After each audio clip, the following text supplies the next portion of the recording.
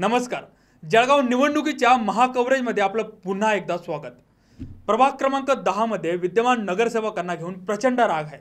या उमेदवारांनी मागे दिलेली आश्वासनं फक्त आश्वासनच होती अशी परिस्थिती समोर आली आहे. ज्याला बघता यंदा त्यांच्यासाठी परिस्थिती अधिक बिकट झाल्याचं चित्र आहे. नगरसेवक पैसे वाटल्याच्या भाषा करतात. समस्या सांगितल्यावर बघू बघू म्हणून टाळाटाळ करतात. 100-500ला बळी न पडता त्यांना रस्त्यावर खेचावे अशा भावना या सामान्यांच्या आहेत.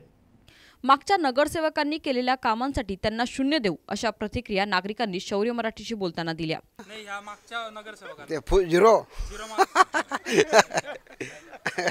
या 5 वर्षात अजूनपर्यंत 10% काय 1% सुद्धा काम झालेलं नाही. विद्यमान नगरसेवकांनी देखावा म्हणून केलेल्या कामांची सत्यता दाखवत त्याची देखील चांगलीच मज्जा नागरिक उडवताय. कच्च्या विटांचे तुकडे टाकलेले रोडावर वाघ दुसरे ते इकडे उभरून दिले, त्याला पसरवलं नाही, काही नाही टाकून गेले, चालले गेले. ते महानगरपालिकेच्या निवडणुकीपुरता टाकून 5 वर्ष फिरून पाहिलं नाही आणि आता पाया पडताय अशा भावना नागरिकांनी बोलून दाखवल्या. तुम्ही जर नुसतं हो म्हणून निघून गेले आणि 5 वर्ष फिरून पाहिले नाही, फक्त मतदानाच्या वेळेला इथे आले आणि त्यावेळेला पाया पडायला लागले आणि आम्हाला मत द्या ना अमुक द्या, आणि त्या 100, 200 आणि 500 रुपयावर कोणी बळी पडू नये असा एक माझा विचार आहे. यामुळे व्यक्तिशः विद्यमान नगरसेवकांच्या कामाबाबत नागरिकांमध्ये प्रचंड नाराजगी दिसली. आणि काही सांगायला गेले बुवा आमची अशी समस्या आहे का तशी, बघू कशातला बघू, वरती बघू का खाली बघू.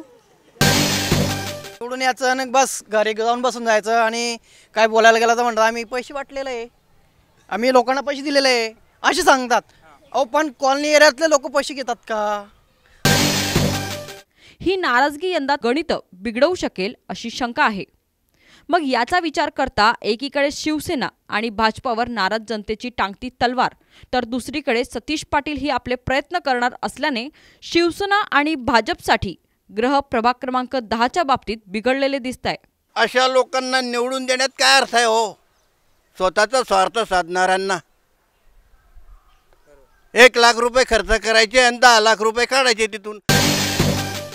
तर प्रभाग क्रमांक 10 मध्ये असलेल्या किरण वाघ, लता मोरे, नलुबाई पाटील, बशीर पिंजारी, दीपक पाटील, शेख जेनुद्दीन सलामुद्दीन, अकबर अजमल खान, कलाबाई शिरसाट, शेख अर्जुबी युसुफ, राजेंद्र बारी, सुरेश केडकर, लतीफ शेख, कलावती पाटील, हमीद पठाण, नईम शेख, ललिता सपकाडे या इतर उमेदवारांना याचा किती फायदा होणार हे बघण्यासारखं असेल.